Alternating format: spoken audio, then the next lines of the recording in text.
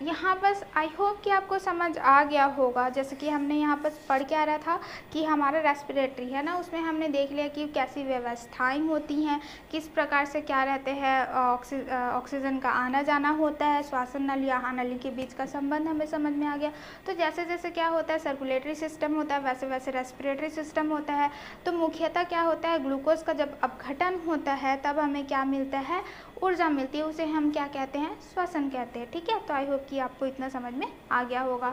तो चलिए थोड़ा सा देखते हैं क्या आप जानते हैं। ठीक है, तो किण्वन ऑक्सीजन के अनुपस्थिति अर्थात अव्ययी श्वसन में होने वाली प्रक्रिया है। तो किण्वन मीन्स होता है, इंग्लिश में हम बोलते हैं इसको फर्मेंटेशन। तो फर्मेंटेशन कब होता है, जब वहाँ पर ऑक्सीजन की अनुपस्थिति होती है तब होता है। किण्वन का उपयोग औद्योगिक तौर पर विभिन्न कार्बनिक पदार्थों के बनने में भी किया जाता है। तो ये क्या होता है, बिना ऑक्सीजन की उपस्थिति में किण्वन कराया जाता है, और वो कौन यूज़ करता है, औद्योगिक तौर पर इसका यूज़ किया जाता है। इस क्रिया में ठीक है, समान अपघटित होकर विभिन्न कार्बनिक पदार्थों जैसे इथेनॉल, लैक्टिक अम्ल, एसिटिक अम्ल, सिरका, साइट्रिक अम्ल आदि में परिवर्तित होते हैं, है ना। जो औद्योगिक तौर पर, जैसे कि आपको क्या बनाना है, इथेनॉल बनाना है, साइट्रिक एसिड बनाना है, एसिटिक एसिड बनाना है, तो वो कब होगा, जब आपको ऑक्सीजन की उपस्थिति नहीं होगी तब होता है। तो उसी का इस्तेमाल, किण्वन का इस्तेमाल करके ये सारी चीज़ें बनाई जाती हैं। तो आई होप कि आपको ये भी समझ में आ गया होगा कि आखिर किण्वन होता क्या और किस प्रकार से हम उसका उपयोग कर सकते हैं। ठीक है, तो चलिए यहाँ पर क्या हुआ था, हमने तो श्वसन का क्या हुआ देख लिया। तो यहाँ पर कुछ क्या है आपके क्वेश्चन से उससे रिलेटेड, श्वसन की प्रक्रिया में कौन से पदार्थ बनते हैं जिनका निष्कासन जरूरी है। ठीक है, तो यहाँ पर बोला जा रहा है जब हम श्वसन प्रक्रिया करते हैं तो ऐसा क्या चीज़ बनता है जिसको हमारे बॉडी से निकालना ज़रूरी हो जाता है। तो वो क्या होता है आपका कार्बन डाइऑक्साइड। कार्बन डाइऑक्साइड बनता है जिसे हमें बाहर निकालना बहुत ज़्यादा ज़रूरी हो जाता है। फिर आता है श्वसन की प्रक्रिया से बनने वाले ऐसे पदार्थों का निष्कासन कैसे होता है। ठीक है, कैसे होता है, उसका भी एक प्रोसेस हमने जस्ट देखा है। वो क्या होता है, डायफ्राम क्या होता है आपका सपाट हो जाता है, और जो आपका विक्ष गुहा है वो क्या हो जाता है, अंदर की ओर खींचता है, जिससे कार्बन डाइऑक्साइड आपका बाहर निकल जाता है ना। वो ऐसे प्रक्रिया रहता है। अब बताइए श्वसन के अलावा और किस जैविक प्रक्रिया में ऐसे पदार्थ बनते हैं जिनका निष्कासन जरूरी है। ठीक है, तो बहुत सारे आपकी बॉडी में जैविक प्रक्रिया होती ही रहती है। अब जैविक प्रक्रिया हो रही है तो ऊर्जा के साथ साथ हमें अपशिष्ट पदार्थों का भी मिलना जरूरी मिल जाता है ना। उसका हम निष्कासन करते ही हैं। जैसे हमने श्वसन लिया था तो कार्बन डाइऑक्साइड बाहर निकाला था। ठीक है, जैसे पसीना से क्या होता है, पानी निकल जाता है, लवण निकल जाता है, वैसे ही क्या होता है आप जब खाना खाते हैं तो बहुत सारे अपशिष्ट पदार्थ बनते हैं। जैसे मूत्र हो गया, मूत्र में आपका क्या रहता है, यूरिया रहता है और यूरिक एसिड रहता है, जो कि क्या रहता है, बाहर निकल जाता है। ठीक है, तो अब हम क्या पढ़ने वाले हैं, एक्सक्रीटरी सिस्टम, मतलब कि उत्सर्जन तंत्र हम पढ़ने वाले हैं, जहाँ पर हम देखेंगे कि जो भी हम भोजन खाते हैं उसमें से बहुत सारे अपशिष्ट पदार्थ बनते हैं, वो किस प्रकार से हमारे बॉडी से बाहर निकल जाते हैं। ठीक है, उसके बारे में हम यहाँ पर पढ़ेंगे। क्लियर, यहाँ पर लिखा हुआ है उत्सर्जन तंत्र और उससे जुड़ी संरचनाएं। ठीक है, तो यहाँ पर हम क्या देख लेंगे, पहले उसका संरचनाएं देख लेंगे। पहला, सामान्य वातावरणीय स्थिति में हमारे शरीर में एक दिन में लगभग 15 लीटर मूत्र निकलता है। अगर हम देखेंगे ना ज़्यादा गर्मी है ना ज़्यादा ठंडी है, अगर सामान्य वातावरण में देखेंगे तो कितना लगभग बनता है, 50 लीटर मूत्र निकलता है। ठीक है, यही वातावरण गर्म और शुष्क हो तो आपने अनुभव किया होगा कि मूत्र की मात्रा कम हो जाती है। ठीक है, अगर आप देखेंगे गर्मी के टाइम में तो गर्मी के टाइम में वो कम हो जाता है, और सर्दी के टाइम में वो क्या ज़्यादा हो जाता है। गर्मी के टाइम में क्यों कम हो जाता है, क्योंकि पसीना बहुत निकलता है, धूप है, धूप की वजह से पसीना में क्या होता है, अधिकतर पानी बाहर निकल जाता है। लेकिन ठंडी के समय ना धूप रहती है तो धूप पसीने से बाहर नहीं निकल पाता, इसलिए हमारा जो क्या रहता है, मात्रा है वो बढ़ जाता है। ठीक है, आपने ये खुद ही नोटिस किया होगा। तो अब इसमें क्वेश्चन किया गया है, ज़्यादा पानी पीने से मूत्र पर क्या प्रभाव पड़ता है। आप ज़्यादा पानी पिएंगे तो क्या होगा, ज़्यादा निकलेगा। ठीक है, क्या ज़्यादा पसीना निकलने से आपका मूत्र भी ज़्यादा होता है, नहीं। अगर पसीने के द्वारा जो चीज़ें हैं, हानिकारक चीज़ें हैं, वो बाहर निकल जा रही है तो मूत्र उतना ज़्यादा नहीं निकलता है। ठीक है, आई होप कि आपको ये समझ में आ गया होगा। तो ठीक है, और इसे और अच्छे से समझने के लिए हम क्या कर सकते हैं, यहाँ पर एक क्रियाकलाप कर सकते हैं। ठीक है, आपने कभी नोटिस किया होगा कि आपकी तबीयत खराब हो गई है और डॉक्टर को भी समझ नहीं आ रहा है, तो मोस्टली आपको क्या बोला जाता है, ब्लड टेस्ट और आपका क्या बोलते हैं, यूरिया टेस्ट करने के लिए बोला जाता है ना, यूरिन टेस्ट क्या बोला जाता है आपको करने के लिए। अब ऐसा क्यों किया जाता है, क्योंकि रक्त में क्या रहता है आपका, मोस्टली भोजन पदार्थ जाता रहता है, प्रोटीन, कार्बोहाइड्रेट, ये सारे, और इसमें भी क्या रहते हैं, आपके यूरिन में भी सेम चीज़ें प्रेजेंट रहती हैं। ठीक है, जैसे हमने देखा था छोटी आंत से क्या होता है, लीवर की तरफ जाता है, वैसे ही क्या रहता है आपका जो भी चीज़ें हैं, है ना, जो हानिकारक पदार्थ होता है वो कहाँ जाता है, आपका किडनी में जाता है, ताकि वो क्या हो जाए, आपका क्लियर हो जाए। ठीक है, इसलिए आपको डॉक्टर क्या करते हैं, यूरिन टेस्ट का बोला जाता है। अब यूरिन में कितना आपका क्या रहेगा, चीज़ें उपलब्ध रहेंगी, वो डिपेंड करता है कि आप क्या चीज़ें खा रहे हैं और कितने मात्रा में खा रहे हैं। तो यहाँ पर क्या दिया हुआ है, एक किसी का रिपोर्ट दिया हुआ है। ठीक है, देखते हैं सारणी, एक रक्त और मूत्र की तुलनात्मक अध्ययन हेतु कुछ आंकड़े। ठीक है, तो यहाँ पर क्या हुआ है, आंकड़े दे दिए हुए हैं, किसी का रिपोर्ट है, जिसमें हमको क्या करना है, रक्त में और क्या बोलते हैं, मूत्र में कितना कितना अवयव है उसको हमको देखना है। ठीक है, खाना खाए बिना लिया हुआ आंकड़ा, और ये कब लिया हुआ है, जब वो इंसान खाना नहीं खाया है तब लिया हुआ है। तो यहाँ पर आपका mgdl मिलीग्राम डेसीलीटर है, gdl ग्राम डेसीलीटर है। ठीक है, यहाँ पर लिखा हुआ है ना mgdl, इसका मतलब है मिलीग्राम डेसीलीटर। ठीक है, अगर जी होगा जैसे यहाँ GDL, तो इसका मतलब है ग्राम डेसीलीटर। ठीक है, तो यहाँ पर चलिए सारणी को अच्छे से देख लेते हैं, क्योंकि इससे रिलेटेड क्या होगा, आपका कुछ क्वेश्चंस आगे में दिए गए हैं। तो सबसे पहले अवयव, ठीक है, रक्त में कितना है, मूत्र में कितना है, परिणाम जब आप रिपोर्ट निकालेंगे तो कितना आपके यूरिन में प्रेजेंट है, ब्लड में प्रेजेंट है और कितना होना चाहिए। ठीक है, मूत्र में कितना आया है और कितना होना चाहिए। तो ग्लूकोज देखते हैं, तो ग्लूकोज का क्या है आपका 82 मिलीग्राम पर डेसीलीटर है। ठीक है, आप यहाँ पर देख सकते हैं कि कितना होना चाहिए, 70 to 100 होना चाहिए, तो ये तो सामान्य है। अगर यहाँ पर देखते हैं कितना होना चाहिए, 50 to 80 होना चाहिए, कितना है 65, तो ये भी क्या आपका सही है। तो ग्लूकोज लेवल आपके क्या बोलते हैं, ब्लड और यूरिन दोनों में सही है। फिर यूरिया देखते हैं, है ना, तो अगर हम यूरिया देख रहे हैं तो क्या हो रहा है आपका कितना होना चाहिए, 15 to 40 होना चाहिए। कितना होना चाहिए, 15 to 40 होना चाहिए। तो इसमें आप देख सकते हैं कि रक्त में कितना है, 29 है, तो 29 है तो क्या हो गया, ये ठीक हो गया। लेकिन अगर आप यहाँ पर देखें तो कितना होना चाहिए, 20 to 30, आप देख सकते हैं कितना है आपका 35 है, मतलब कि यहाँ पर क्या है आपका यूरिया का जो मात्रा है वो क्या हो गया है, यहाँ पर ज़्यादा हो गया है। ठीक है, फिर यूरिक अम्ल की बात हम करते हैं तो कितना होना चाहिए आपका 3.0 से 5.5 होना चाहिए। अब यहाँ पर हम देख रहे हैं क्या हो रहा है, ज़्यादा हो जा रहा है ना, 5.5 होना चाहिए, 7.5 हो गया है। अगर वही हम क्या करते हैं, देखते हैं तो 600 होना चाहिए, तो ये कितना हो जा रहा है, 800 हो जा रहा है। ठीक है, अगर हम कुल प्रोटीन यानी कि यूरिया किस में ज़्यादा हो गया है, आपके यूरिन में ज़्यादा हो गया है, और क्या जो यूरिक एसिड है वो दोनों में, आपका ब्लड में भी ज़्यादा है और आपका क्या बोलते हैं किस में ज़्यादा है, आपका यूरिन में भी ज़्यादा है। ठीक है, अब हम प्रोटीन देखते हैं, कुल प्रोटीन कितना है, यहाँ पर कितना होना चाहिए, 6.0 to 7.5, ये कितना है 7.2 है, तो ये सही है। यहाँ पर कितना होना चाहिए, 1 ग्राम से ज़्यादा होना चाहिए, तो ये क्या है थोड़ा कम है, तो अप्रॉक्सीमेटली ये भी क्या है आपका प्रोटीन की मात्रा कम है। ठीक है, तो आई होप कि आपको ये सारणी अच्छे से समझ में आ गई होगी और कैसे देखते हैं वो भी समझ में आ गया होगा। तो चलिए इससे रिलेटेड कुछ क्वेश्चन है उसे हम डील करते हैं। तो पहले ये बोला जा रहा है कि रिपोर्ट देखकर बताइए कि उपर्युक्त व्यक्ति के मूत्र में किन अवयवों की मात्रा सामान्य मात्रा से अधिक है। तो हमने क्या देखा था, मूत्र में बोला गया है तो यूरिया और जो यूरिक एसिड है वो दोनों ही क्या है, अधिक है। ठीक है, तो वहाँ पर आप लिख सकते हैं रक्त में कौन से अवयव की मात्रा सामान्य मात्रा से अधिक है। अगर हम रक्त की बात कर रहे थे तो किसकी है, यूरिक एसिड की मात्रा क्या है आपकी ज़्यादा है। आप यहाँ पर देख सकते हैं कि यहाँ पर क्या है आपका यूरिन में आपका जो यूरिया है और यूरिक एसिड दोनों है ज़्यादा। अगर हम रक्त की बात करते हैं तो यूरिक एसिड ही क्या है आपका ज़्यादा है। ठीक है, फिर हम देखते हैं क्या मूत्र में भी ऐसा ही है। मूत्र में देखेंगे तो सिर्फ क्या है आपका जो यूरिक एसिड है वो ज़्यादा समान है और क्या बोलते हैं ज़्यादा है, और ब्लड में भी क्या है आपका वो ज़्यादा है।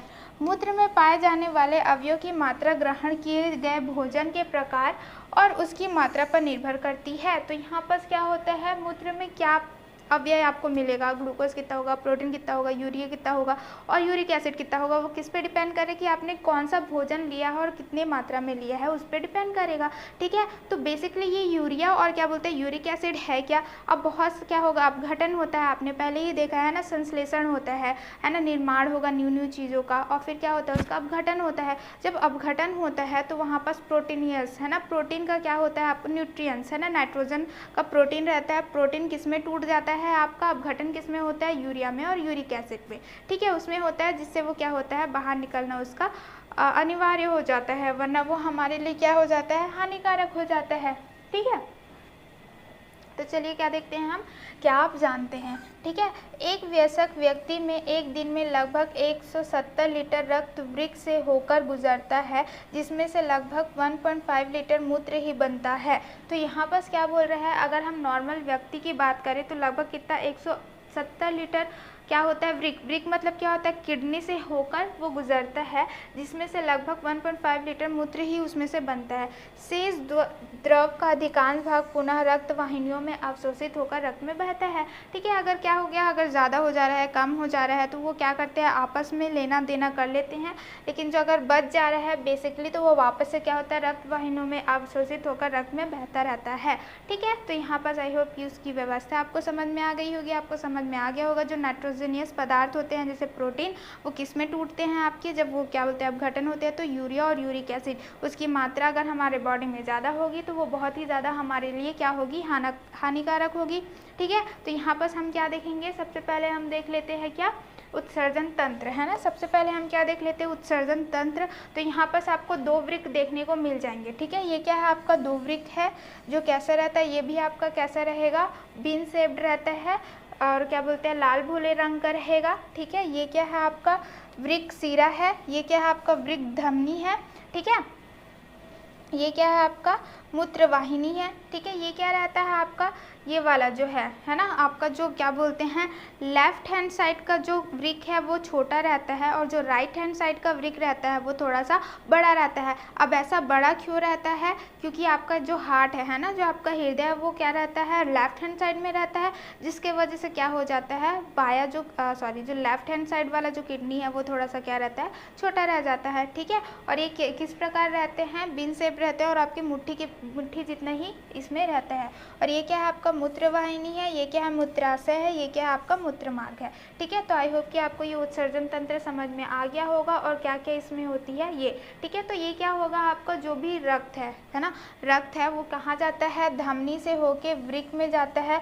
और यहाँ पर जब हम नोटिस करेंगे तो धमनी क्या होता है, वृक्क में जाएगा, फिर वृक्क से क्या होता है, वृक्क शिरा से बाहर निकलता है। ठीक, तो यहाँ पर अगर हम नोटिस करेंगे तो वृक्क धमनी में क्या रहता है, ज़्यादा आपको यूरिया देखने को मिल जाएगा। अगर वही हम वृक्क शिरा की बात करते हैं तो उसमें यूरिया की जो मात्रा रहती है वो क्या होती है, कम होती है। इसमें क्या होती है, ज़्यादा होती है, इसमें क्या होती है, कम होती है। ठीक है, आई होप कि आपको इतना समझ में आ गया होगा कि किस प्रकार से आपका उत्सर्जन तंत्र में क्या क्या चीज़ें होती है, व्यवस्थाएं कैसी होती है, वृक्क क्या है, मूत्र वाहिनी क्या है और आपका क्या है मूत्राशय और मूत्रमार्ग, ये सारे तंत्र आपको देखने को ये सारे ऑर्गन आपको देखने को मिल जाएंगे। ठीक है, तो ये उसकी व्यवस्थाएं हो गई। अब हम क्या देखेंगे, उत्सर्जन अंग की इकाई नेफ्रॉन की संरचना वह कार्य। ठीक है, तो हम क्या करेंगे, अगर हम किडनी को जब हम छोटे इकाई में देखेंगे तो हमको क्या मिलेगा, नेफ्रॉन। तो यही तो आपका सबसे ज़्यादा क्या रहता है, सहायक रहता है। ठीक है, यही तो क्या करता है, आपको क्या करेगा, जो भी वाटर है उसको फिल्टर करने में काम करता है, जिसे हम क्या बोलते हैं नेफ्रॉन,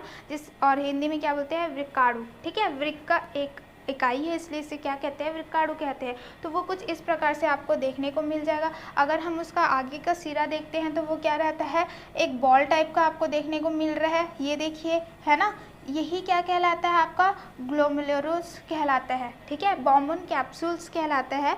ठीक है, उसके अंदर ये क्या रहेगा, ये बॉम्बल कैप्सूल कहलाएगा आपका, और उसके अंदर क्या रहते हैं, बहुत सारे ये पाए जाते हैं जिसे हम लोग बोलते हैं ग्लैमुलरस। ठीक है, आई होप कि आपको ये इतना क्लियर है। इसी में क्या रहते हैं, बहुत सारे केशिकाएँ रहती हैं। ठीक है, इसमें क्या रहेगा, सीरा रहेगा, आपका धमनी रहेगा और बहुत सारे केशिकाएँ जो हैं वो क्या रहेंगे, इससे क्या बोलते हैं, एक दूसरे जाल जैसे क्या हुआ है, पूरा बिछा हुआ आप देख सकते हैं, है ना, कि किस प्रकार से आपका जो धमनी है, आपका जो सीरा है और जो आपका केशिकाओं है वो किस प्रकार से एक तरफ से जाल तक पूरा आपका क्या है, बिखरा हुआ है। ठीक है, ये क्या है आपका बोमन संपुट, मतलब कि बोमन कैप्सूल, और ये फिर उसके अंदर क्या रहता है, ग्लैमुलरस रहता है। ये क्या है आपका वृक्क धमनी की शाखाएं हैं, और ये क्या है, वृक्काणु का नलिकारक भाग है। ठीक है, यहाँ क्या है, संग्रहण वाहिनी। ठीक है, ये क्या है, वृक्क सीरा की शिखा। तो आई होप कि आपको इतना समझ में आ गया होगा। ठीक है, तो अब होता क्या है, जो धमनी है वो क्या करेगी, आपकी धमनी जो रहेगी वो क्या करेगी, आपका रक्त को कहाँ पर लेके आएगी, वृक्क में लेके आएगी। ठीक है, वृक्क से वो क्या होता है, अच्छे से छन जाता है ना, वहाँ पर क्या होगा, आपका वृक्काणु में छनने का काम करेगा। फिर वो जो भी रहेगा, यूरिया हो गया या फिर आपका क्या बोलते हैं, यूरिक एसिड हो गया, वो कहाँ पर जाएगा, मूत्र वाहिनी से कहाँ पर जाता रहेगा, मूत्राशय में जाता रहेगा। और जब तक ये इकट्ठा होते जाएगा, जब तक कि वो पूरी तरह से क्या हो जाए, भर ना जाए। ठीक है, फिर वो जैसे ही भर जाता है तो फिर मूत्र मार्ग से वो क्या हो जाता है, बाहर की ओर निकल जाता है। ठीक है, ये क्या रहता है, मसल से बना हुआ रहता है आपका वृक्क धमनी। ठीक है, तो ये ज़रूरी नहीं जैसे कि आपका श्वसन होता है या तो फिर आपका जो क्या बोलते हैं, आपका हृदय पंप होता रहता है, वो क्या होता है, अपने आप होता रहता है। लेकिन इसे आप क्या कर सकते हैं, अपनी इच्छा अनुसार कंट्रोल भी कर सकते हैं। ठीक है, तो आई होप कि आपको उत्सर्जन तंत्र, वृक्काणु और ये किस प्रकार से काम करता है अच्छे से समझ में आ गया होगा। ठीक है, तो चलिए आगे देखते हैं। क्या आप जानते हैं, कृत्रिम वृक्क मनुष्य में वृक्क खराब हो जाए तो निकासित किए जाने वाले वह पदार्थों की मात्रा शरीर में रक्त में सामान्य मात्रा से अधिक होने लगती है। तो क्या होता है, जैसे हमारे पास 2 लंग्स हैं, है ना, और हमारे पास 2 किडनी हैं, तो अगर एक लंग खराब हो जाता है तो दूसरे लंग क्या करता है, उसका काम करने लग जाता है। ठीक है, वैसे ही क्या होता है, किडनी में भी होता है। अगर आपका एक किडनी खराब है तो वो दूसरे किडनी से काम कर सकता है, लेकिन अगर दोनों किडनी ही खराब हो जाए तो उसमें आर्टिफिशियल क्या होता है, किडनी भी यूज़ किया जा सकता है। ठीक है, क्यों, क्योंकि जब हम क्या करते हैं, किडनी का काम क्या है, जो भी अपशिष्ट पदार्थ बन रहा है ना, जैसे यूरिया है, यूरिक एसिड हो गया, उसको वो बाहर निकालने का काम करता है। अगर वही हमारे रक्त में वो बढ़ते जाए तो क्या हो जाएगा, वो हमारे लिए बहुत ही ज़्यादा हानिकारक हो जाएगा। ऐसी स्थिति में कृत्रिम रूप से शरीर से पदार्थ को निकालने की व्यवस्था को कृत्रिम डायलिसिस, सामान्य रूप से हमारे शरीर में यही प्रक्रिया वृक्क से होती है ना। तो यहाँ पर क्या होता है, अगर दोनों हमारा किडनी खराब हो गया होगा और हमको क्या करना है, ये अपशिष्ट पदार्थ को बाहर निकालना है, तो कृत्रिम रूप से हम क्या करते हैं, पदार्थों को निकालते हैं। उसे हम क्या बोलते हैं, डायलिसिस। ये आपने बहुत बार सुना होगा, है ना, डायलिसिस नाम सुना होगा। इसके लिए एक शरीर के एक धमनी के रक्त को एक डायलाइजर मशीन, जो कृत्रिम के रूप में काम करता है, बहाया जाता है, जिससे उसमें से वर्ज्य पदार्थ रक्त से अलग हो जाते हैं तथा रक्त को पुनः शरीर में शिरा द्वारा भेज दिया जाता है। ठीक है, तो यहाँ पर क्या करते हैं, एक क्या रहेगा, आपका डायलाइजर रहता है। ठीक है, वहाँ पर क्या करेंगे, धमनी के रक्त को उसमें एक डाल देंगे, है ना, फिर उससे क्या होगा, जो भी उसमें जो अपशिष्ट पदार्थ है वो बाहर क्या हो जाएगा, डायलाइजर्स के तरह वो क्या हो जाएगा, पूरा छन जाएगा। ठीक है, फिर जो यूरिया है वो क्या हो जाएगा, मूत्र वाहिनी में चले जाएगा, फिर मूत्राशय से क्या हो जाएगा, वहाँ से बाहर निकल जाएगा। ठीक है, लेकिन क्या हो जाएगा, आपका जो साफ हो जाएगा, है ना, वो कहाँ हो जाएगा, शिरा से क्या बोलते हैं, शरीर में शिरा द्वारा भेज दिया जाता है। तो ये क्या होता है, आपका डायलिसिस, जो क्या करता है, आर्टिफिशियल किडनी की तरह काम करता है। किडनी का काम क्या होता है, जो भी आपका फिल्टर करना है ना, वाटर को फिल्टर करना ही उसका काम रहता है, वही काम क्या करता है, आपका डायलिसिस करता है। ठीक है, और ये किस पे किया जाता है, जिस मनुष्य का किडनी खराब हो जाए रहता है उस पे ये काम किया जाता है। तो आई होप कि आपको ये समझ में आ गया होगा। ठीक है, तो आगे देखते हैं। हमारे शरीर में जिन पदार्थों का निष्कासन होता है उनमें से कई पदार्थ अन्य जीवों के लिए आवश्यक होते हैं। ठीक है, तो यहाँ पर नॉर्मल सी बात है, जो जो पदार्थ हम अपने निष्कासन कर रहे हैं वो क्या होता है, दूसरे जीव के लिए क्या हो जाता है, आवश्यकता हो जाता है। जैसे कि हम क्या करते हैं, कार्बन डाइऑक्साइड निकालते हैं। आपको ये थोड़ी सी जानकारी होगी, कार्बन डाइऑक्साइड कौन लेता है, पौधे लेते हैं, है ना। तो वहीं इसी को बोला गया है कि अगर हम कुछ निष्कासन करते हैं तो वो दूसरे पदार्थ, जो पदार्थ है वो दूसरे जीवों के लिए क्या होता है, आवश्यक होता है। तो पौधे का निर्माण होता है जिन पर पूरा जंतु जगत निर्भर है ना। जैसे कि हमने यहाँ बस फोटोसिंथेसिस के बारे में, है ना, प्रकाश संश्लेषण के बारे में आपने सुना ही होगा, तो उसी के बारे में यहाँ पर बोला गया है। हमने शुरू में भी देखा था, जो पौधा है वो किसे क्या बोलते हैं, उत्पादक कहते हैं, और उत्पादक क्या करता है, उपभोक्ता को खाना प्रदान करता है। और इसीलिए यहाँ पर बोला गया है कि पदार्थों का निर्माण होता है जिन पर पूरा जंतु जगत निर्भर होता है। तो यहाँ पर क्या हो रहा है, जो फूड वो बनाते हैं, भोजन जो बनाते हैं, वो सारे क्या होते हैं, जीव के लिए वो आवश्यक होते हैं। ठीक है, तो यहाँ पर चलिए अब क्या करेंगे, हमने क्या क्या पढ़ लिया है अभी तक के, हमने परिवहन तंत्र पढ़ लिया है। ठीक है, आपका क्या बोलते हैं, उत्सर्जन तंत्र पढ़ लिया है, रेस्पिरेटरी सिस्टम पढ़ लिया है सर, और क्या बोलते हैं, ये सारी चीज़ें हमने पढ़ ली है। अब हम क्या पढ़ेंगे, आपका प्लांट्स के बारे में। जितने भी हमने जंतु का था वो हमने कंप्लीट कर लिया। अब हम किसके बारे में मोस्टली देखेंगे, पौधों में, है ना। इसलिए पौधों में जैविक प्रक्रियाएं देखेंगे, लाइफ प्रोसेस इन प्लांट्स। ठीक है, तो आई होप कि आपको जंतु वाला सारा समझ में आ गया होगा। अब हम पौधे की बात करते हैं। तो बहुत पुराने की बात है कि सबको लगता था कि जिस प्रकार हमारे मनुष्य के बॉडी में अलग अलग क्या होते हैं, तंत्र पाए जाते हैं, वैसे तंत्र पौधे में नहीं पाए जाते हैं। ठीक है, उन्हें जो भी आवश्यकता होती है वो सिर्फ मिट्टी से मिलती है, ऐसा पहले का मानना था, ऐसा धारणा था। ठीक है, करीब 2000 साल पहले से अरस्तु की यही मान्यता थी। ठीक है, तो 2000 से पहले से अरस्तु की यही मानना थी कि महज 400 साल पूर्व से ही किए गए प्रयोगों के नतीजों से हम आज पौधों में होने वाली जैविक क्रियाओं के बारे में बहुत कुछ जान पाए। लेकिन अभी क्या हो गया, 4 साल पूर्व ही की बात है कि जो भी जैविक प्रक्रियाएं किसमें होती है, पौधे में होती हैं, उसे हम जान पा रहे हैं। ठीक है, तो उसी के बारे में हम क्या करेंगे, आगे पढ़ेंगे। तो पोषण व श्वसन। ठीक है, तो हम सबसे पहले क्या देखेंगे, पोषण देखेंगे, श्वसन देखेंगे, किस में देंगे, देखेंगे हमारा क्या बोलते हैं, पौधों में। ठीक है, जैसे हम बोलेंगे न्यूट्रिशन एंड रेस्पिरेशन।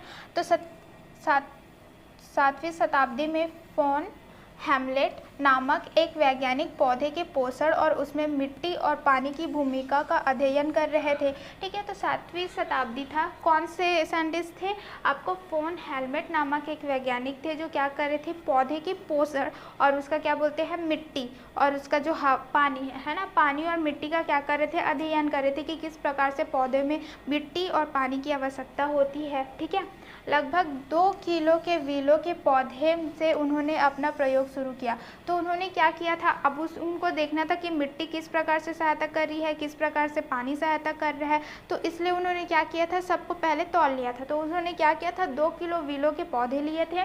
ठीक है, उन्होंने क्या किया, प्रयोग जब शुरू किया था तो क्या किया था, 2 किलो के विलो प्लांट उन्होंने लिए। उन्होंने पाया कि एक तरफ जहाँ पौधे का वजन लगभग 35 गुना बढ़ चुका था, गमले के वजन में महज 50 ग्राम का अंतर आया था। ठीक है, तो उन्होंने क्या किया, 2 किलो का क्या किया, विलो लिया, है ना, विलो प्लांट लिया। अब क्या किया, उसे मिट्टी में डाल दिया। उसमें क्या करते गए, समय समय पर सामान्य पानी डालते गए। ठीक है, अगर वो 5 लीटर डाल रहे हैं, 2 लीटर डाल रहे हैं, 1 लीटर डाल रहे हैं, वो समय समय पर उतने ही पानी वो डालते गए। ठीक है, और साथ में वो जो मिट्टी है ना, मान के चलिए वो 5 केजी मिट्टी कर रहे हैं, तो 5 केजी मिट्टी को क्या कर दिया, उन्होंने पहले तौल लिया और फिर उसे ढक भी दिया पौधे को, ताकि जो अन्य पदार्थ है वो पौधे पे ना पड़े। ठीक है, फिर उसने क्या किया, बाद में अवलोकन किया। तो अवलोकन करने से उन्होंने क्या देखा, जो पेड़ है जो पहले 2 केजी का था वो लगभग कितना गुना बढ़ गया है, 35 गुना क्या हो गया है, बढ़ गया है।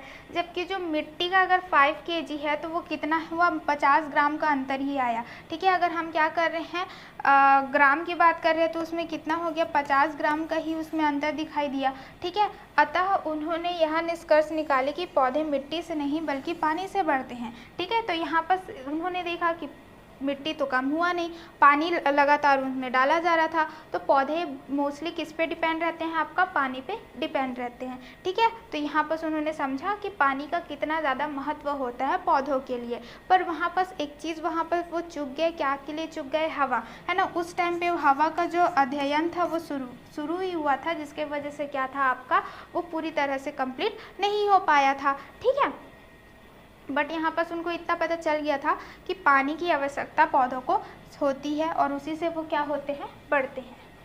पौधे के पोषण में गैस की भूमिका के बारे में इसके लगभग 100 साल बाद पता चला। और हवा, ठीक है, जो हवा की भूमिका होती है वो कब पता चला, 100 साल बाद पता चला।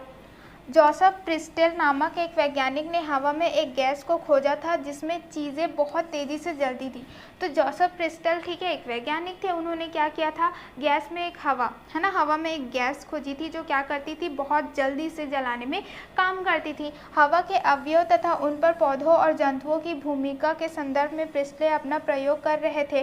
ठीक है, अब हवा में क्या है, हवा तो हमको पता है कि वो मिक्सचर है, तो मतलब कि अलग अलग क्या होता है, अवयव उसमें पाए जाते हैं। तो वही हवा के अवयव को उन पर पौधे और जंतुओं की भूमिका को वो पढ़ रहे थे कि जो अवयव होते हैं वो किस प्रकार से जंतु और पौधों में क्या करते हैं, अपना भूमिका निभाते हैं, उसके बारे में वो प्रयोग कर रहे थे। उनके प्रयोग का विवरण चित्र 12 में दर्शाया गया है। तो यहाँ पर क्या है, उन्होंने क्या किया है, यहाँ पर प्रयोग किया था। तो आप यहाँ पर देख सकते हैं उन्होंने क्या किया है, एक जाल लिया है, एक पे मोमबत्ती रखा है, दूसरे में आल नाम दिया है, बा लिया है, बा में क्या दिया है, पौधा दिया है, कैंडल दिया है, जला हुआ है उसे छोड़ दिया। यहाँ पर खाली माउस को रखा था जो मर गया है, और यहाँ पर क्या है आपका पौधा है, और क्या है आपका क्या बोलते हैं, माउस है। तो यहाँ पर आप देख सकते हैं जो आ है और जो सा है, इसमें मोमबत्ती क्या होगी, बुझ गई है, और चूहा क्या है आपका मर गया है। लेकिन अगर वही हम क्या करते हैं, बा और दा देखते हैं, तो हम देखते हैं कि देखिए यहाँ पर पौधा है, पौधा से कुछ गैस निकल रही होगी जिसकी वजह से ये जल रहा है, और यहाँ पर क्या हो रहा है कि यहाँ पर से भी कुछ गैस निकल रही होगी जिसकी वजह से क्या है, यहाँ पर चूहा जिंदा है। तो यहाँ पर जो चीज़ें हैं क्या रहती है, आग को जलाने में सहायक है और जंतुओं को जीवन दान देने में सहायक है, वो अवयव हमको कहाँ से प्राप्त होते हैं, पौधे से प्राप्त होते हैं। ठीक है, तो अब वो अवयव क्या है, उसके लिए भी उन्होंने क्या किया था, प्रयोग किया था। ठीक है, तो उससे पहले हम देखेंगे कि वो कैसा प्रयोग है, लेकिन उससे पहले हम क्या करते हैं, कुछ क्वेश्चन को सॉल्व कर लेते हैं। ठीक है, चित्र देखकर बताइए कि अ, ब, सा एवं द परिस्थितियों में प्रिस्टल ने क्या अवलोकन रहे होंगे। तो यहाँ पर क्या था कि जो आ है और आपका जो सा है ना, उसमें क्या हो गए हैं, दोनों चीज़ें आ और सा में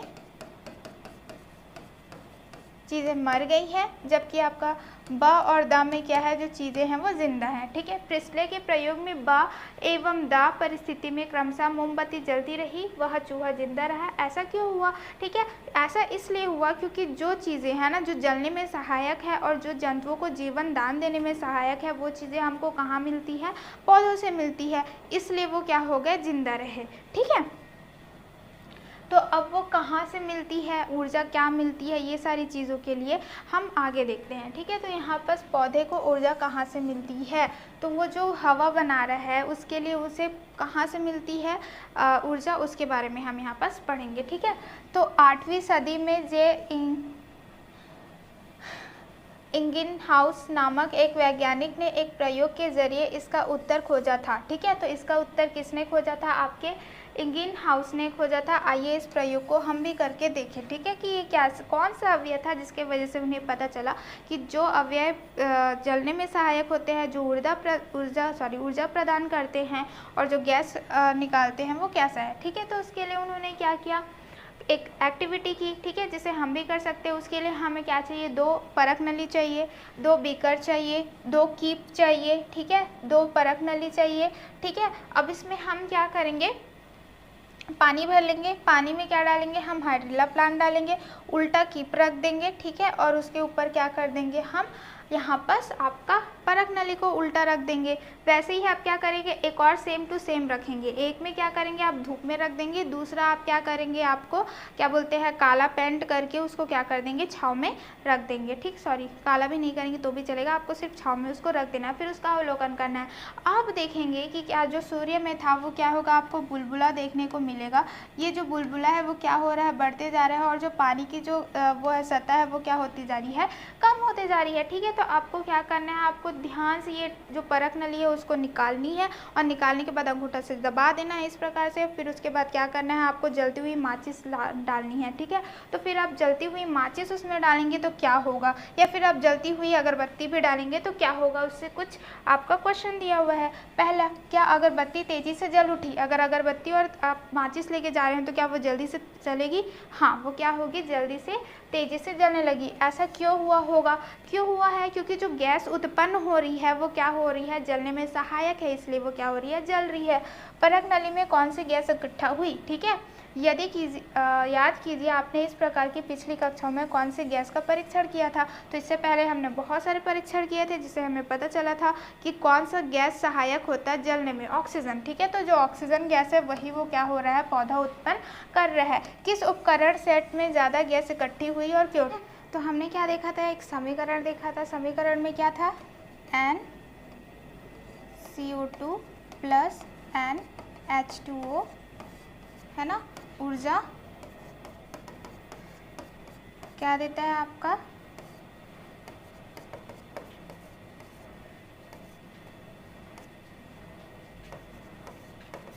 ये क्या आपका समीकरण है। आप यहाँ पर देख सकते हैं कि ये क्या है, कार्बन डाइऑक्साइड है, वाटर है, ऊर्जा है, और उससे क्या बन रहा है आपका कार्बोहाइड्रेट। कार्बोहाइड्रेट मोस्टली क्या रहेगा आपका, ग्लूकोज रहेगा, और ये क्या है आपका ऑक्सीजन है। ठीक है, तो हमने क्या किया था, एक एक्सपेरिमेंट किया जिसमें हमने क्या किया था, दो ठो हाइड्रिला प्लांट लिया, एक को सूर्य की किरण में रखे थे, एक को अंधेरे में रखे थे, और फिर उससे क्या हुआ, उसमें गैस निकलने लगी। हमें पता चल गया कि कौन सी गैस थी, वो ऑक्सीजन गैस थी, है ना। तो यहाँ पर हमें पता चलता है कि ऊर्जा क्या है, हमें कहाँ से मिली है, सूर्य की किरण से मिली है। ठीक है, और सूर्य की किरण से क्या हुआ है, संश्लेषण हुआ है।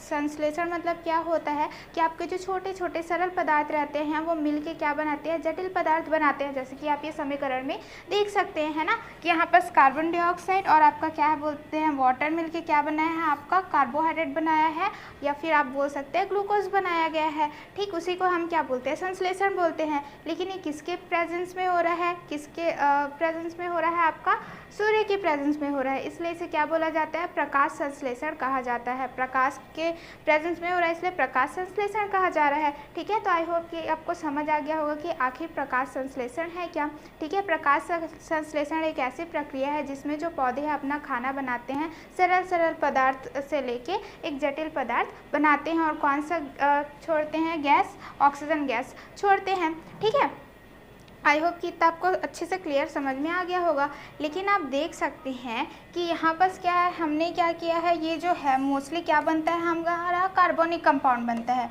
जब फोटोसिंथेसिस की प्रोसेस होती है तो कौन सा कंपाउंड बनता है, कार्बनिक कंपाउंड बनता है। तो आखिर में कार्बनिक कंपाउंड आया कहाँ से, हमने तो एक्सपेरिमेंट में सिर्फ पानी लिया था, हाइड्रिला प्लांट लिया था और सूर्य का प्रकाश लिया था, तो फिर ये कार्बन आखिर से आता कहाँ है। ठीक है, तो ये कहाँ से आएगा, आपका जो वातावरण में है ना, पर्यावरण में क्या रहता है, जो कार्बन डाइऑक्साइड रहता है उससे आता है। ठीक है, तो यहाँ पर सब जब समीकरण को ध्यान से देखेंगे तो आपको पता चलेगा, ये जो CO2 है वो क्या है आपका, कार्बन डाइऑक्साइड है, जो क्या रहता है, वातावरण से लिया जाता है। तो ये भी एक सरल पदार्थ है, ये भी एक सरल पदार्थ है, दोनों मिलके क्या कर रहे हैं, आपका कार्बोहाइड्रेट बना रहे हैं, ग्लूकोज बना रहे हैं, जो कि क्या है, कार्बनिक कंपाउंड है। ठीक है, तो आई होप कि आपको ये समझ में आ गया होगा। अब यहाँ पर हम क्या करेंगे, ये n की जगह अगर हम n की जगह हम क्या कर सकते हैं, 1 लिख सकते हैं, 2 लिख सकते हैं, 3 लिख सकते हैं, 4 लिख सकते हैं, 5।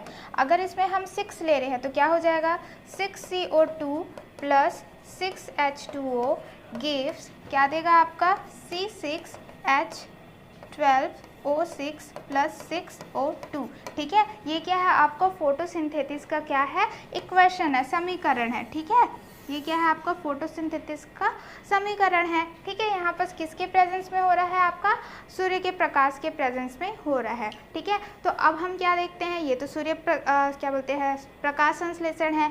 आपने श्वसन का भी देखा होगा, तो श्वसन में क्या होता है, आप जो कार्बोहाइड्रेट है ना, जो जटिल आपके पदार्थ है वो क्या होते हैं, ऑक्सीजन के प्रेजेंस में क्या होते हैं, अपघटन होते हैं, और अपघटन होके क्या करते हैं, आपका कार्बन डाइऑक्साइड रिलीज करते हैं, और क्या करते हैं, आपका वाटर रिलीज करते हैं। ठीक है, तो अगर हम दोनों को देखें, दोनों की तुलना करें, किसका, आपका फोटोसिंथेसिस का और आपका श्वसन का, तो वो दोनों क्या रहते हैं, एक दूसरे के विपरीत रहते हैं, है ना। अगर हम उसे क्या करना चाहें, उसे भी समीकरण से अगर हम देखना चाहें तो कैसे कर सकते हैं कि ये क्या हो जाता है आपका, कार्बोहाइड्रेट है, कार्बोहाइड्रेट क्या होता है, ऑक्सीजन के प्रेजेंस में क्या करता है आपका, कार्बन डाइऑक्साइड, और वाटर क्या होता है आपका, रिलीज करता है। तो आप देख सकते हैं यहाँ छोटे छोटे सरल पदार्थों का संश्लेषण हो रहा है, और वो क्या हो रहा है, कार्बनिक कंपाउंड बना रहा है, और ऑक्सीजन गैस क्या कर रहा है, रिलीज कर रहा है। लेकिन हम श्वसन का क्या करते हैं, अगर समीकरण देखते हैं तो कार्बनिक कंपाउंड क्या हो रहा है, ऑक्सीजन के प्रेजेंस में अपघटन करके छोटे छोटे सरल पदार्थ बना रहा है। तो आप ये बोल सकते हैं कि ये दोनों एक दूसरे से क्या है, पूरी तरह से विपरीत हैं। ठीक है, तो चलिए आगे देखते हैं। पानी से तो केवल ऑक्सीजन और हाइड्रोजन ही मिलता है, तो कार्बन पदार्थ ग्लूकोज के लिए कार्बन अणु कहाँ से उपलब्ध होते हैं? तो आप ये बता सकते हैं कि जो कार्बन अणु है वो हमें कहाँ से मिलते हैं, वातावरण से मिलते हैं कार्बन डाइऑक्साइड के रूप में। ठीक है, इस सवाल का जवाब हमको कब मिला था? 8वीं सदी के अंत तथा 9वीं सदी की शुरुआत में किए गए प्रयोग से प्राप्त हुआ। वैज्ञानिक तब यह दर्शा पाए कि पौधे में कार्बनिक पदार्थ मुख्यतः कार्बन और पानी से बना होता है एवं कार्बन का स्रोत हवा का एक अवयव कार्बन डाइऑक्साइड गैस है। ठीक है, तो यहाँ पर कब शुरू हुआ? 8वीं से क्या बोलते हैं स्टार्ट हुआ, और 9वीं सदी की शुरुआत में हमें क्या पता चला कि जो कार्बन डाइऑक्साइड है वो हमें वातावरण से मिलता है, और जो कार्बन डाइऑक्साइड है वो क्या होता है, आपका गैसों का क्या रहेगा, आपका अवयव रहता है ना। आप जानते हैं कि जो आपका हवा है वो क्या है, आपका बहुत सारे गैस मिल के क्या बनाते हैं, आपका हवा बनाते हैं। उसमें से कौन सा गैस हमारा काम आता है, कार्बन डाइऑक्साइड आता है, जिससे हमारा क्या होता है, कार्बनिक कंपाउंड बनता है। तो आई होप को ये अच्छे से आपको समझ में आ गया होगा। ठीक है, नेक्स्ट देखते हैं। क्या प्रकाश संश्लेषण की प्रक्रिया पौधे की सभी कोशिकाओं में होती है? अब ये क्वेश्चन आ रहा है कि जो प्रकाश संश्लेषण होता है वो पौधों में होता है, वो हमें पता है, क्या वो सारी कोशिकाओं में होती है? ठीक है, तो इसका आंसर हम कैसे जानेंगे? सोचिए, आपको पता होगा कि आपने इससे भी छोटे क्लासेस में पढ़ा होगा कि आप जब फोटोसिंथेसिस या प्रकाश संश्लेषण करते हैं तो उसमें क्या चाहिए रहता है, क्लोरोफिल, है ना। जो आपने पढ़ा होगा, जो भी पौधे हरे कलर के होते हैं उसे में क्या रहता है, आपका फोटोसिंथेसिस की क्रिया होती है। वो क्यों होती है? जितने भी हरे कलर के क्या रहते हैं, आपके पत्ते रहते हैं, उसमें क्या रहता है, क्लोरोफिल रहता है। ठीक है, हरित लवण क्या बोलते हैं, आपका ये क्या है, पिगमेंट है ना। जैसे कि हमारे रक्त में हीमोग्लोबिन रहता है जिसकी वजह से लाल कलर का रहता है, वैसे ही हमारे क्या बोलते हैं, पेड़ पौधों में क्लोरोफिल रहता है, जिससे क्या रहता है, वो हरा रहता है। और यहीं पर क्या होता है, आपका क्या बोलते हैं, रासायनिक प्रक्रिया होती है। ठीक है, यहाँ पर आप देख सकते हैं कि आप क्या करते हैं, क्लोरोफिल उसमें प्रेजेंट रहता है। जब उसका और अवलोकन किया गया, ठीक है, तो वहाँ पर पता चला कि क्या बोलते हैं, आपका क्या जो कार्बनिक है ना, जो रासायनिक अभिक्रिया होती है, जो जहाँ पर क्या छोटे छोटे पदार्थ जो संश्लेषण होते हैं वो कहाँ पर होते हैं, आपके क्लोरोप्लास्ट क्लोरोफिल। ठीक है, वहाँ पर आपका होते हैं। जितने पानी के अणुओं की ज़रूरत होती है उनमें से लगभग आधे अणु प्रकाश संश्लेषण के प्रक्रिया के अंत में निकल जाते हैं। और यहाँ पर क्या है, क्लोरोफिल, जो ये आपका पिगमेंट है वो तो ज़रूरी होता है प्रकाश संश्लेषण के लिए। और जब इसका अवलोकन किया गया इलेक्ट्रॉन माइक्रोस्कोप से, तब उन्हें पता चला कि क्या बोलते हैं, जो पानी के अणु हैं, है ना, मतलब कि आप देख सकते हैं कि पानी का आप ऐसे लिखते हैं H2O, तो वहाँ पर लगभग क्या रहते हैं, जितने पानी के अणु की ज़रूरत होती है उनमें से लगभग आधे अणु प्रकाश संश्लेषण की प्रक्रिया के अंत में निकल जाते हैं। और आप जब वाटर का क्या देखेंगे, अणु देखेंगे, तो देखिए इसमें ऑक्सीजन आपको देखने को मिल रहा है, वो भी क्या होता है, प्रकाश संश्लेषण में इससे भी क्या रहता है, ऑक्सीजन बाहर निकलता है। लेकिन आगे क्या होता है, जैसे जैसे आगे बढ़ता जाता है, आधे अणु जो प्रकाश संश्लेषण की प्रक्रिया में जितने भी निकलने रहते हैं वो सारे क्या हो जाते हैं, निकल जाते हैं। ठीक है, तो आई होप कि आपको ये भी समझ में आ गया होगा कि प्रकाश संश्लेषण के लिए जितनी प्रकाश की ज़रूरत होती है उतनी क्लोरोफिल की भी होती है। क्यों होती है? क्योंकि इसे क्या बोलते हैं, किचन भी बोला जाता है। ठीक है, क्लोरोप्लास्ट क्या है, आपका किचन। क्लोरोफिल पिगमेंट है, कहाँ रहता है, क्लोरोप्लास्ट में रहता है। ठीक है, और वो क्या रहेगा, आपका क्या कहलाता है, आपका किचन कहलाता है, जहाँ पर क्या होता है, रासायनिक अभिक्रिया बनती है और आपका जो पानी है और कार्बन डाइऑक्साइड है फिर कार्बनिक कंपाउंड में वो चेंज हो जाता है। ठीक है, उसे जानने के लिए कि सारे कोशिकाओं में क्या रहते हैं, बनेंगे कि नहीं, प्रकाश संश्लेषण से होगा कि नहीं, वो जानने के लिए हमें क्रियाकलाप करेंगे। ठीक है, तो आप क्रियाकलाप के लिए हमको क्या चाहिए, आपका रियो का प्लांट चाहिए, है ना। रियो के प्लांट से एक पत्ती ले लीजिएगा, उसका एक परत ले लीजिएगा, परत लेके उसको क्या करना है, माइक्रोस्कोप के अंदर आपको क्या करना है, स्कोप के अंदर आपको क्या करना है, अवलोकन करना है। ठीक है, तो आप जब अवलोकन करेंगे तो आपको क्या मिलेगा, ये, ठीक है, हरित लवक मिलेंगे, क्लोरोफिल मिलेंगे। ठीक है, और ये क्या रहेगा, इसमें अगर आप देखेंगे तो ये इस तरह का क्या रहेगा, बीन शेप का गार्ड सेल रहेगा।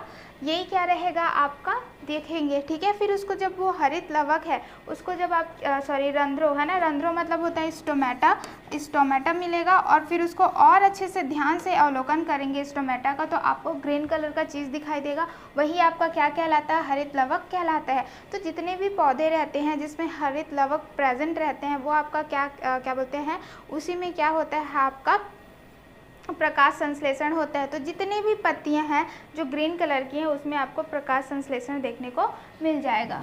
प्रकाश संश्लेषण की प्रक्रिया के लिए पौधों को किन पदार्थों की ज़रूरत होती है, तो यहाँ पर पूछा है क्या क्या चाहिए रहेगा, आपको क्लोरोफिल चाहिए रहेगा, आपको क्या बोलते हैं प्रकाश चाहिए रहेगा, आपको पानी चाहिए रहेगा, आपको कार्बन डाइऑक्साइड चाहिए रहेगा। यही सब अगर प्रेजेंट रहेगा तो आप क्या कर सकते हैं, कार्बनिक कंपाउंड बना सकते हैं। पौधों के हरित लवक तक ये पदार्थ कैसे पहुंचते होंगे, ठीक है। तो ये सारी जो चीज़ें हैं हरित लवक तक कैसे पहुंचते होंगे, स्टोमेटा के थ्रू, ठीक है।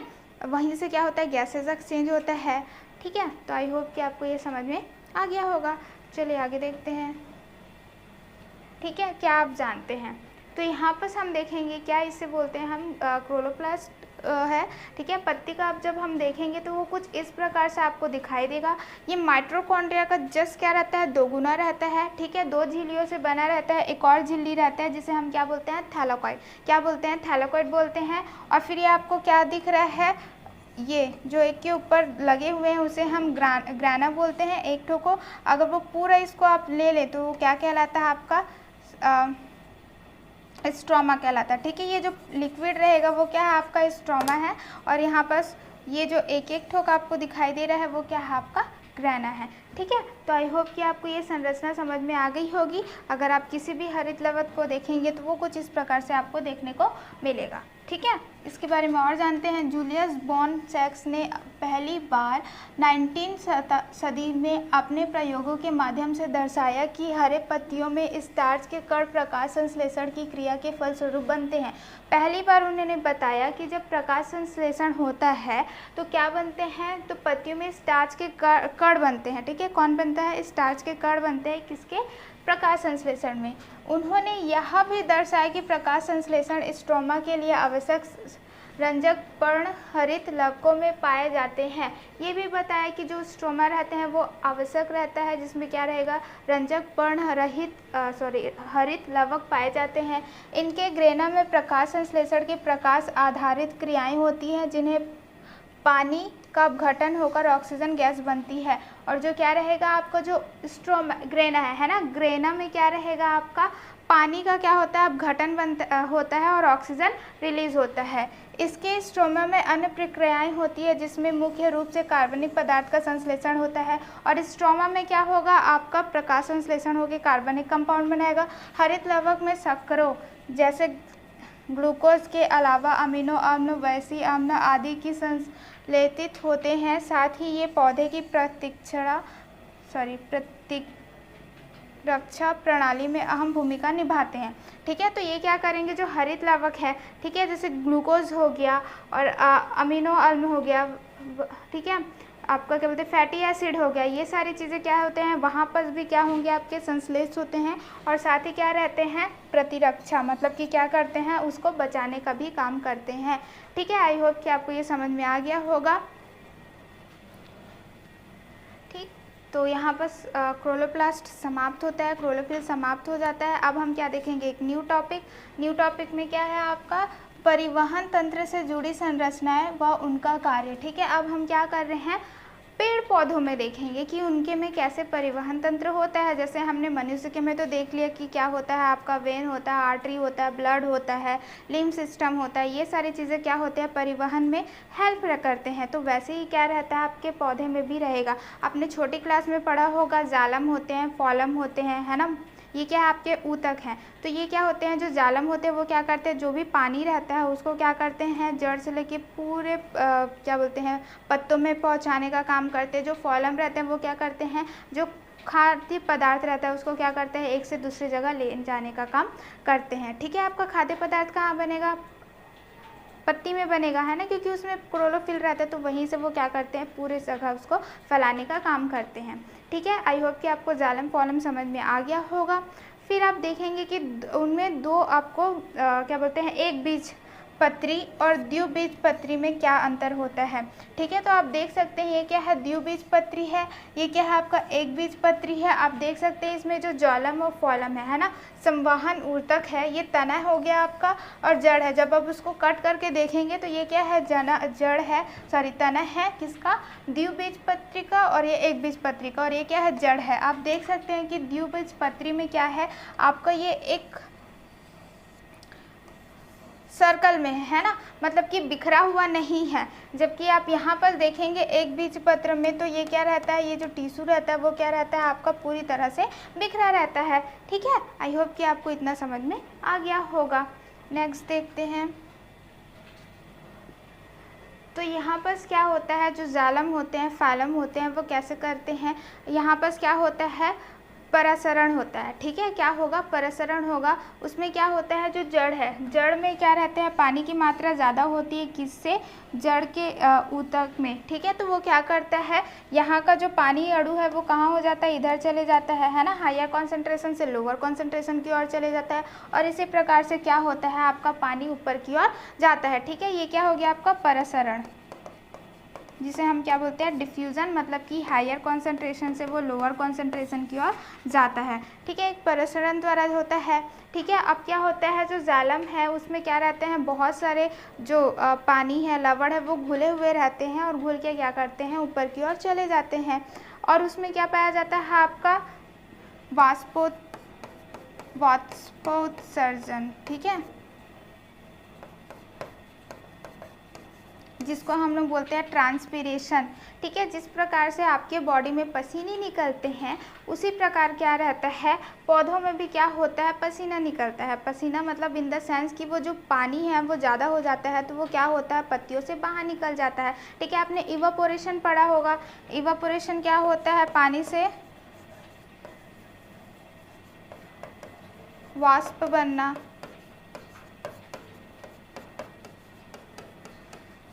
है ना, यहाँ पर क्या होता है, पानी से वाष्प बनता है। उसी प्रकार क्या होता है, ये आपका ज़मीन में जो पानी पाई जाती है उसमें पाया जाता है, लेकिन इसमें क्या रहता है, जब वो पौधे में हो, क्या हो कि वो पानी क्या हो रहा है, भाप बन के निकल रहा है पौधों से, तो उसको हम लोग क्या बोलते हैं, वाष्पोत्सर्जन बोलते हैं। ठीक है, तो उस प्रकार से क्या होता है, सारे पानी क्या होते हैं यहाँ से निकल जाते हैं, जिससे क्या होता है, यहाँ पर कॉन्सेंट्रेशन क्या होता है, खाली हो जाता है, और खाली होने की वजह से वो बहुत दूर दूर तक के क्या होते हैं, पानी को ले जा सकते हैं। फिर आता है आपका फॉलम। ठीक है, फॉलम क्या करता है, जितने भी आपके खाद्य पदार्थ होते हैं वो क्या करेंगे, आपको एक से दूसरे जगह ले जाने का काम करते हैं। ठीक है, यहाँ पर आपको अलग अलग टाइप के देखने को मिल जाएंगे। ये पत्ती का देखेंगे तो आपको कुछ इस प्रकार से देखने को मिलेगा कि जालम अंदर की ओर है, फॉलम बाहर की ओर है। जब आप उसका तना देखेंगे तो आप कुछ इस प्रकार से देखेंगे। ठीक है, जालम अंदर की ओर है, फॉलम बाहर की ओर है। फिर यहाँ पर क्या है, जड़ साइड का अगर आप देखेंगे तो वो कुछ इस प्रकार से देखने को मिलेगा।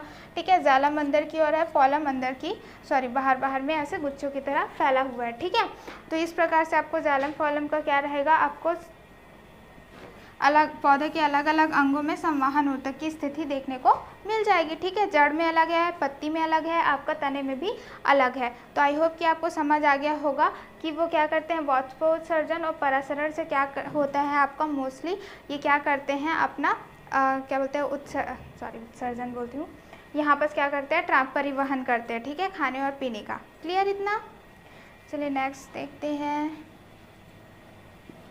अपशिष्ट पदार्थों का प्रबंधन। ठीक है, excretive product and there management की कैसे करते होंगे, जैसे कि आप पेड़ पौधे में जान रहे होंगे, जिस प्रकार मनुष्य में बनते हैं, क्या बोलते हैं, जानवरों में बनते हैं, जितने सजीव रहते हैं उसमें क्या रहते हैं, अपशिष्ट पदार्थ बोलते हैं। क्यों, क्योंकि बहुत सारे जैविक प्रक्रियाएँ उनके क्या रहते हैं, बॉडी में होती रहती है। जो जैविक प्रक्रियाएँ होंगी तो क्या होगा, उसमें अपशिष्ट पदार्थ भी रहेगा, तो उसको कैसे बाहर निकाला जाता है। ठीक है, तो हम यहाँ पर किसकी बात करेंगे, पौधों की बात करेंगे। तो पौधों में क्या होता है आपका, बहुत सारे अपशिष्ट पदार्थ बनेंगे। जैसे क्या हो, आपने गोंद देखा होगा, वो भी क्या है, अपशिष्ट पदार्थ है। ठीक है, वो भी क्या होता है, पौधे बाहर निकाल देते हैं। जैसे कि फॉर एग्जांपल आपका ऑक्सीजन है ना, आपने देखा है कि प्रकाश संश्लेषण के द्वारा क्या होता है, आपका ऑक्सीजन बाहर निकल जाता है। ठीक, तो वो क्या हो रहा है, जब वो प्रकाश संश्लेषण करते हैं तो ऑक्सीजन बनाते हैं, तो ऑक्सीजन बनाते हैं तो जो ज़्यादा ऑक्सीजन बन जाता है उसको वो बाहर निकाल देते हैं दिन के टाइम में। लेकिन जैसे जैसे शाम होते जाता है तो क्या होता है, प्रकाश संश्लेषण कम होते जाता है और ऑक्सीजन की मात्रा कम होती जाती है। तो ऑक्सीजन ना निकाल के वो क्या निकालते हैं, कार्बन डाइऑक्साइड को बाहर में से निकालते हैं। ठीक है, तो इस प्रकार से क्या करते हैं, कार्बन डाइऑक्साइड को बाहर निकालते हैं रात में, और क्या बोलते हैं, दिन में ऑक्सीजन को बाहर निकालते हैं, क्योंकि वो ज़्यादा क्या होता है, संश्लेषण हो जाता है। इसलिए बोला जाता है कि रात के समय में पेड़ पौधों के नीचे नहीं सोना चाहिए। बहुत कुछ क्या बोलते हैं, आपके पौधे होंगे जो रात में भी ऑक्सीजन गैस रिलीज़ करते हैं। जैसे तुलसी हो गया, आपका स्नैक प्लांट हो गया, ये ऐसे पौधे हैं जो रात में भी क्या करते हैं, ऑक्सीजन गैस रिलीज़ करते हैं। बाकी सब क्या करते हैं, कार्बन डाइऑक्साइड रिलीज़ करते हैं। ठीक है, और फिर आपने देखा होगा कि जो भी अपशिष्ट पदार्थ होते हैं वो क्या होते हैं, जो भी आपके क्या बोलते हैं, ऊतक है ना, डेड टिश्यूज जिसको बोलते हैं, उसमें एकत्रित हो जाते हैं और वहाँ से क्या हो जाते हैं, जैसे कि पीला हो जाना पत्तियों का है ना, वो धीरे धीरे झड़ जाते हैं। वहीं पर डेड टिश्यूज में क्या हो जाते हैं, कलेक्ट हो जाते हैं, वहीं से वो क्या हो जाते हैं, बाहर निकल जाते हैं। ठीक है, अगर वो पानी की बात करें तो वो कहाँ चले जाता है, आपका रिक्तता है ना, मतलब कि वैक्यूम में जमा हो जाते हैं और वहीं पर क्या हो जाते हैं, धीरे धीरे से चले जाते हैं। तो इस प्रकार से क्या करते हैं, पेड़ पौधे भी क्या करते हैं, अपना इस अपशिष्ट पदार्थ को बाहर निकाल देते हैं। ठीक है, क्या पौधे को इन पदार्थों की ज़रूरत होती है, यदि हाँ तो ये क्यों निकल जाते हैं। तो यहाँ पर बोला जा रहा है कि तो क्या बोलते हैं, जो पौधे हैं उसके इससे भी तो अपशिष्ट पदार्थ बनते हैं, तो क्या वो पौधे को ज़रूरत है, अगर ज़रूरत होती है तो क्यों निकल जाता है। ठीक है, ज़रूरत नहीं है इसलिए वो क्या करते हैं, उसको बाहर की ओर निकालते हैं। क्या आप जानते हैं, ठीक है, पौधों के कुछ पदार्थ जैसे लैक्टस, गोंद, रेजिन, टैनिन और एल्कोलॉइड, जिनको सामान्य तौर पर अपशिष्ट पदार्थ कहा जाता है, परंतु अधिकांश पौधों में ये पदार्थ उनकी प्रतिरक्षा में सहायक होते हैं। ठीक है, तो यहाँ पर जो बोला जा रहा है लैक्टेस, गोंद, रेजिन, ये क्या बोला जाता है, अपशिष्ट पदार्थ है, लेकिन ये अपशिष्ट पदार्थ क्या करते हैं, उसकी प्रतिरक्षा है ना, मतलब कि क्या करते हैं, उसे बचाने का भी काम करते हैं। आई होप कि आपको ये क्लियर हो गया होगा। चलिए नेक्स्ट देखते हैं। इन पदार्थों को हम अपने लिए भी उपयोग में लाते हैं। उदाहरण, रबड़ के पौधे के लैक्टस से हम रबड़ बनाते हैं। तटीय क्षेत्र में उगने वाले एक विशेष प्रकार के पौधे हैं समूह जिन्हें मैग्लू कहा जाता है। उनकी पत्तियों के आधार पर नामक ग्रंथियां होती है। जड़ द्वारा अवशोषित नामक इन ग्रंथियों के द्वारा पत्ती की सतह से निकाल जाती है। ठीक है, तो यहाँ पर बोला जा रहा है जो भी यहाँ पर उनका जो अपशिष्ट पदार्थ है वो क्या करते हैं, मनुष्य अपने काम में ही उपयोग करते हैं। जैसे यहाँ पर बोला गया है आपका रबड़ है ना, रबड़ से क्या बोलते हैं, लैक्टेस, और लैक्टेस से हम क्या बनाते हैं, फिर से रबड़ बनाते हैं। वहाँ पर आप क्या समुद्र तट में जाएंगे तो आपको क्या मिलेगा, मैंगो मिलेगा, जिस उसकी पत्ती क्या रहते हैं, ग्रंथियाँ पाई जाती हैं, जो क्या करते हैं, जड़ द्वारा अवशोषित होती हैं, और यही ग्रंथियाँ क्या रहता है, आपकी पत्ती की सतह से निकल जाती है। ठीक है, तो इस प्रकार से यहाँ पर आपका क्या आप जानते हैं समाप्त होता है। चलिए नेक्स्ट देखते हैं। ठीक है, अब हम क्या देखेंगे, एक कोशिकाएं जीवों की जैविक प्रक्रिया। आप जानते हैं कि हमने जितने भी पढ़े हैं, चाहे पेड़ या पौधे, वो सारे क्या थे, बहुकोशिकाएं थे। अब हम किसके बारे में पढ़ेंगे, एक कोशिकाएं में। तो अब देखते हैं कि इसका बेस्ट एग्जांपल है एमीबा। ये क्या एक कोशिका है, आप देख सकते हैं वो अपने वातावरण से बहुत ही ज़्यादा जुड़ा हुआ है। तो जो भी उसकी जैविक प्रक्रियाएँ होते हैं, पोषण हो गया, उत्सर्जन हो गया, प्रजनन हो गया, जो भी होता है वो क्या होता है, एक कोशिका में ही होता है। ठीक है, वो डायरेक्ट वातावरण से होता है और वो आदान प्रदान कर लेते हैं, चाहे गैस का हो या भोजन का हो। ठीक है, तो आप ये डायग्राम देख रहे हैं, तो डायग्राम में आप देख सकते हैं कि वो खाना कैसे खाते हैं। ये आपका एमीबा है। ठीक है, खाद्य कण उसके पास आया, फिर वो क्या कर देता है, ऐसे अपना क्या बोलते हैं, खाद्य रिक्तिका ऐसे करके वैक्यूल अपना एक पैर बनाता है, उसको अंदर कर लेता है और खाद्य रिक्तिका में जाता है।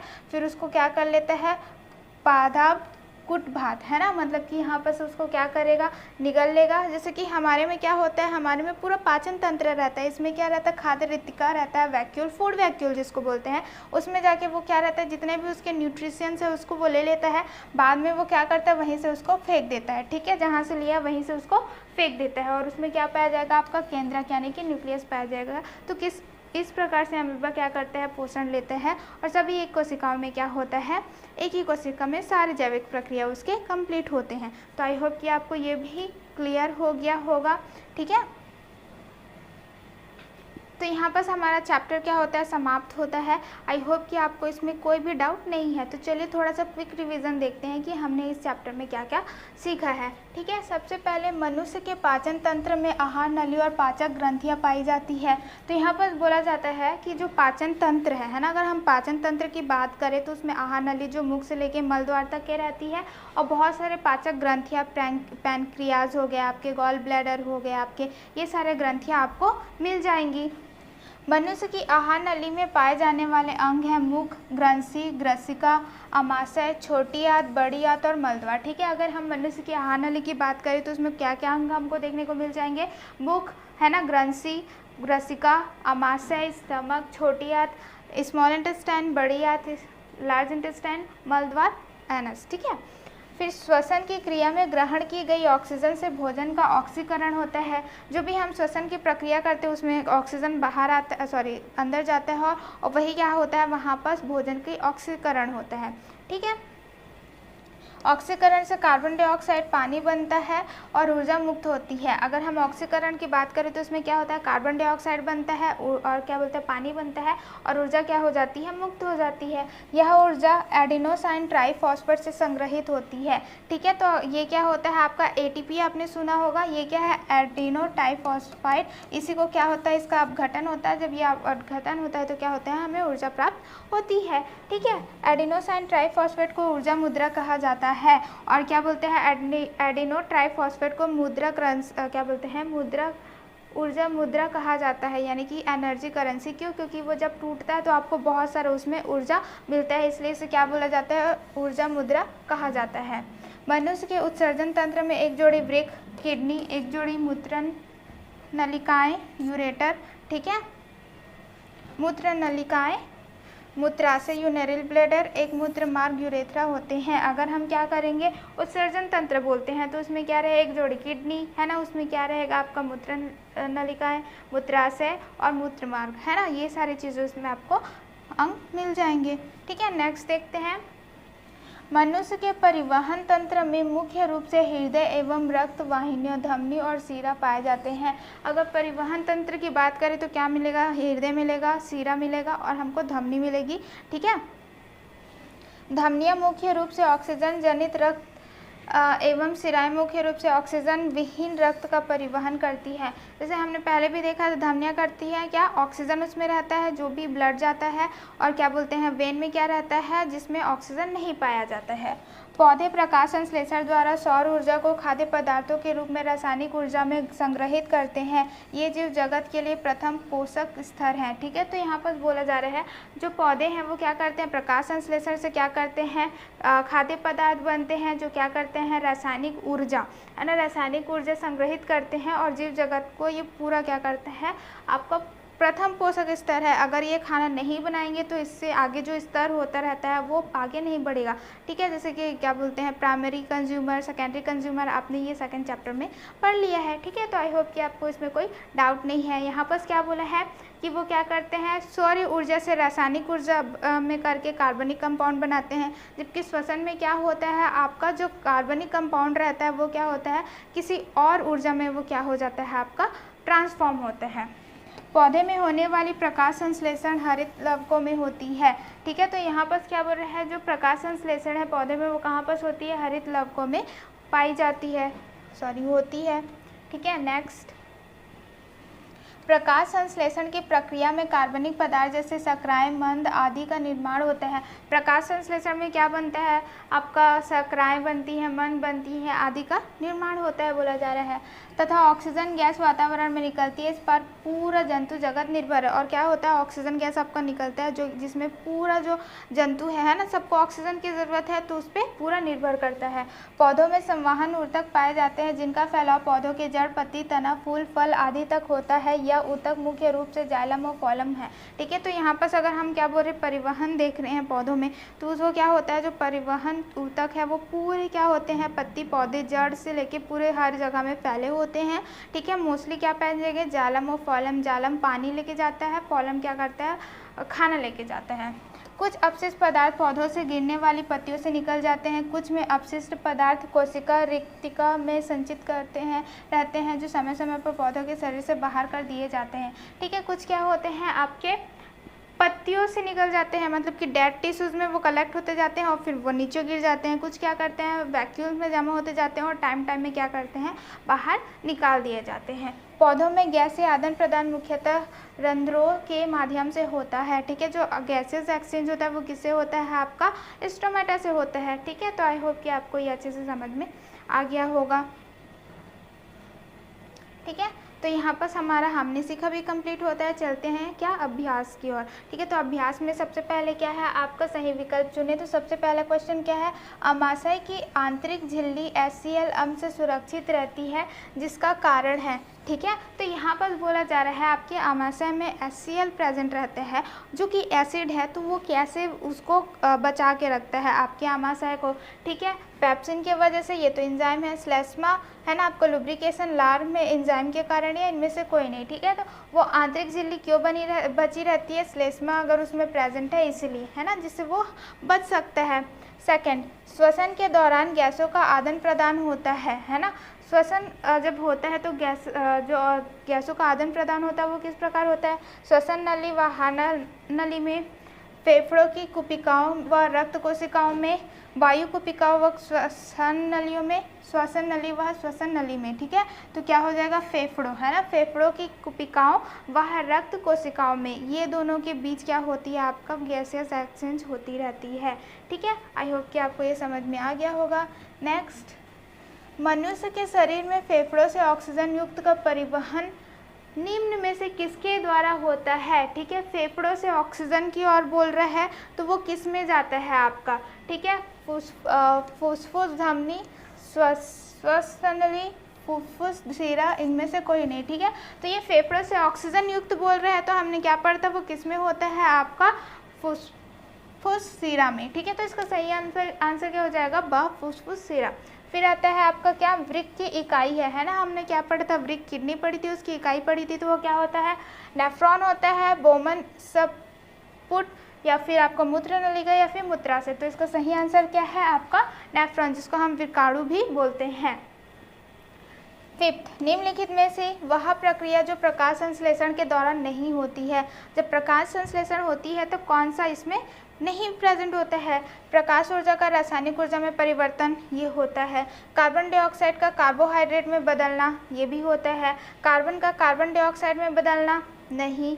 इस प्रक्रिया में ऑक्सीजन गैस निकलती है, हाँ, तो कौन सा सही हो गया आपका सा, है ना। ये सारे आपके क्या होते हैं, प्रक्रिया होती हैं, बस ये प्रक्रिया नहीं होती है कि कार्बन का कार्बन डाइऑक्साइड में बदलना। ठीक है, तो आई होप कि आपको ये भी समझ में आ गया होगा। ठीक, तो यहाँ पर क्या होता है, ये चैप्टर समाप्त होते हैं। तो आई होप कि आपको ये चैप्टर बहुत अच्छे से समझ में आ गया होगा और आपको कोई डाउट नहीं होगा। तो यहीं पर क्या बोलते हैं, अब हम मिलेंगे क्या आपको नेक्स्ट क्लास में, नेक्स्ट वीडियो में। धन्यवाद।